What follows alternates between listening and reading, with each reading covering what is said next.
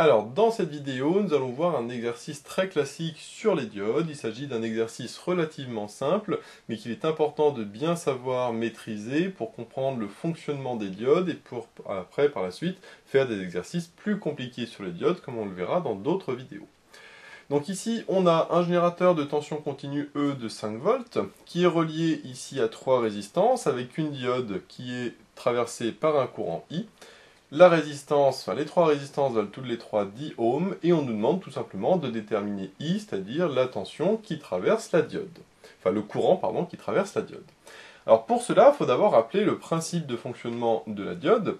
On a le courant I qui traverse la diode, et puis on a une tension qu'on peut appeler Vs, ou plutôt V, on va appeler V tout court, alors pourquoi, qui est dans l'autre sens, nécessairement, puisque c'est un récepteur, donc le courant et la tension sont dans la convention récepteur. Et on pourrait tracer la caractéristique courant-tension, c'est-à-dire le I en fonction de V. Ici, on nous disait que la diode était idéale, et quand on a une diode idéale, à ce moment-là, soit le I est égal à 0 jusqu'à une certaine tension seuil qu'on appelle Vs, et à partir de cette tension seuil, on a une caractéristique verticale. On a alors deux modes de fonctionnement, soit ça, et ça c'est ce qu'on appelle passante, on va voir après pourquoi, alors qu'ici c'est ce qu'on appelle bloquée. La diode est soit passante, soit bloquée. Donc bloquée, ça correspond ici à la caractéristique horizontale, et puis passante à la caractéristique verticale. Bien sûr, on est ici dans le cas d'une diode idéale, donc on a quelque chose d'horizontal et de vertical, mais on peut avoir des diodes un petit peu plus élaborées, avec ici non plus une droite verticale, mais une droite légèrement penchée, c'est-à-dire avec un certain coefficient directeur, correspondant à des pertes énergétiques, par exemple, ou autres. Voilà. Mais ici, on ne va pas regarder ce qui se passe, là, on va se concentrer sur cette caractéristique-là. Et dans le cas de notre diode idéale, on nous disait que la tension seuil est égale à 0,7 volts, même 0,70 volts, pour être plus précis, avec deux chiffres significatifs. Alors, qu'est-ce qui se passe quand la diode est passante et qu'est-ce qui se passe quand la diode est bloquée? Eh bien, quand la diode est bloquée, on voit que c'est quand la tension ici est inférieure à la tension seuil 0,7 volts. C'est-à-dire que tant que la différence de potentiel V entre les deux points de la diode est inférieure à 0,7 volts, eh bien la diode se comporte comme un interrupteur ouvert. On a ici, hop, un interrupteur ouvert à la place de la diode, et comme l'interrupteur est ouvert, il n'y a plus de courant, donc le I vaut 0, et en effet, on voit que sur cette partie-là, le I est égal à 0.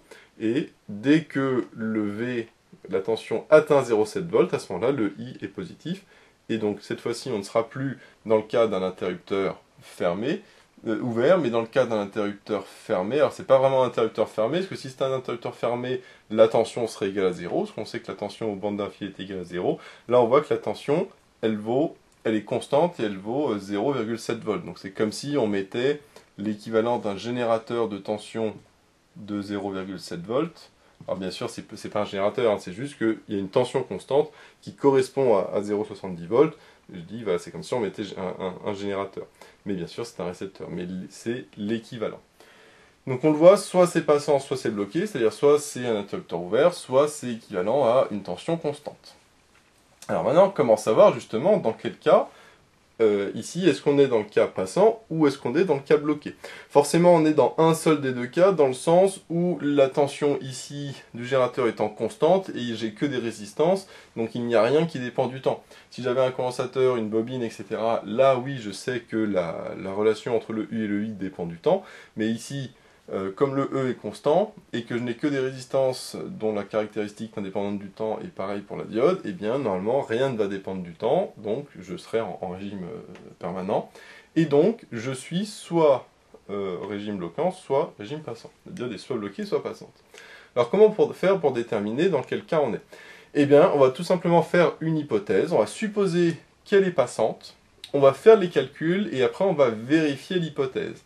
Et quelle est l'hypothèse que l'on va vérifier? Qu'elle est passante, c'est-à-dire que le I est strictement positif.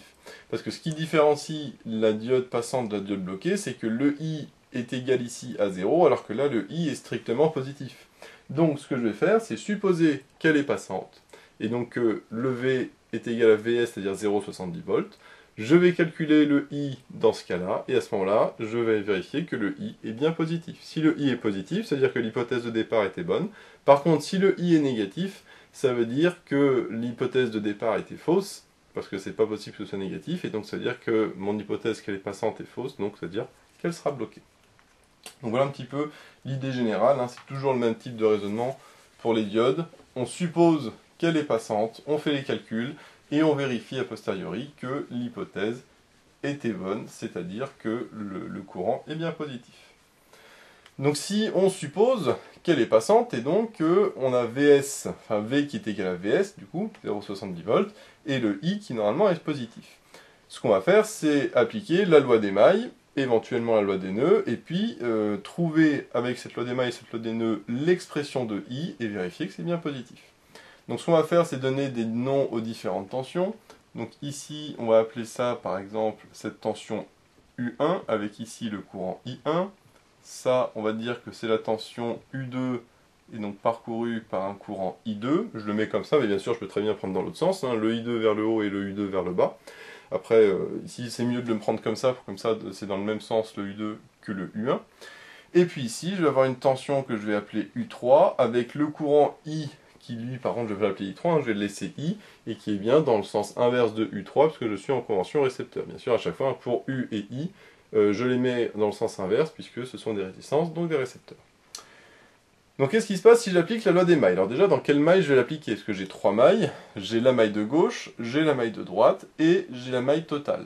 Ce que je peux faire, c'est déjà la maille de droite, parce que moi, ce que je veux notamment, c'est le I, parce que donc, justement il faut calculer le I, donc je peux le faire dans la maille de droite, et puis après je peux le faire dans la maille de gauche, pour relier notamment le I2 qui va apparaître, hein, au I1, etc. Et puis après je ferai bien sûr la loi des nœuds pour regrouper tout ça également. Alors si on fait la loi des mailles, dans la maille de droite par exemple, donc on voit que ce qui tourne dans un sens est égal à ce qui tourne dans l'autre sens, dans un sens j'ai V et U3, dans l'autre sens j'ai le U2, donc j'ai V plus U3 qui est égal à U2. C'est les tensions dans un sens égale les tensions dans l'autre sens. Et le V, je vais le noter Vs, puisqu'on a vu que le V était égal à Vs. Maintenant, dans la maille de gauche, qu'est-ce qui se passe? Eh bien, j'ai E égale U1 plus U2, puisque j'ai le E qui est dans le sens inverse du U1 et du U2. Donc j'ai E qui est égal à U1 plus U2. Maintenant, les U, je vais les remplacer par RI, puisque moi, ce qui m'intéresse, c'est les courants. Donc si je regroupe les deux et que je remplace par RI, bien sûr le Vs, lui, je le garde. Le U3, lui, c'est R fois I. Et le U2, lui, par contre, c'est R fois I2. Maintenant, si je fais pareil pour la deuxième équation, le E, ça reste E. Le U1, c'est RI1. Et le U2, c'est RI2. Plus RI2. Et là, je vois que j'ai 3 inconnus, le I, le I1 et le I2, donc il me manque nécessairement une équation, et donc cette équation, ça va être tout simplement la loi des nœuds. La loi des nœuds, on va la faire par exemple en ce nœud-là, je peux la faire aussi ici, mais tant qu'à faire, je vais le faire ici, c'est plus simple. Donc les courants qui sortent égale les courants qui rentrent. Les courants qui rentrent, il y a I1, et ceux qui sortent, c'est I2 et I. J'ai donc I1 qui est égal à I2 plus I. Et voilà mon système de 3 inconnus, 3 équations que je vais résoudre afin de trouver le I. Donc ce qu'on peut faire, c'est dans la première équation d'isoler le I. Donc si on isole le I, on voit que c'est I2 qui va, l'inconnu que je vais transformer. Ce I2, je vais pouvoir le remplacer avec ça. Et après, avec ça, eh bien, enfin, je vais faire apparaître du I1 que je vais devoir isoler ici. Donc tant qu'à faire, le mieux c'est peut-être d'abord de remplacer le I1 dans la deuxième équation, comme ça j'aurai plus que du I2 et du I, et après je pourrai regrouper les deux premières. Donc c'est ce que je vais faire. Il y a plusieurs méthodes, là je vous en propose une, mais bien évidemment il y a plusieurs méthodes. Donc là ce que j'ai dit c'est que je remplace I1 dans la deuxième équation, comme ça j'aurai plus de I1, j'aurai plus que du I2 et du I. Donc si je remplace I1, ça fait R facteur de I2 plus I1, donc si je développe, ça fait RI2 plus RI, et encore plus RI2, sauf que RI2 plus RI2, ça fait 2 RI2, donc je mets un 2 devant, hop, voilà. Comme ça, c'est plus rapide. Et enfin, toujours, I1 égale I2 plus I, mais bien évidemment, celle-là ne me sert plus à grand-chose. On voit que maintenant, dans les deux équations ici, eh bien, j'ai directement ce que je cherche. Puisque j'ai le I et I2, et donc comme j'ai deux équations dans deux inconnues, ça va me permettre de trouver la solution.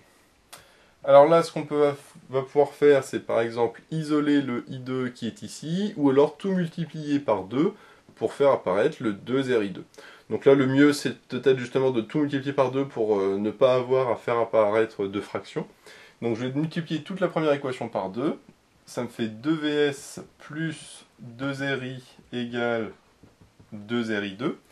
Mais le 2RI2, si je l'isole dans la deuxième équation, ça fait 2RI2 égale E moins RI. En la dernière, bon, je peux la réécrire même si elle ne va pas me servir. Hop. Et donc maintenant, je vais pouvoir directement remplacer dans la première équation le RI2. Le 2RI2, même un 2RI2, on a vu que ça peut E moins RI. Donc ça me donne 2VS plus 2RI égale 2RI2, c'est-à-dire E moins RI. Alors maintenant, je vois que dans mon équation, j'ai tout ce que je veux, c'est-à-dire du R, du E, du I et du VS. Il n'y a plus qu'une inconnue qui est I. Donc le système ne sert plus à rien, je vais laisser le système de côté. Et je vais uniquement me concentrer sur l'équation que j'ai là.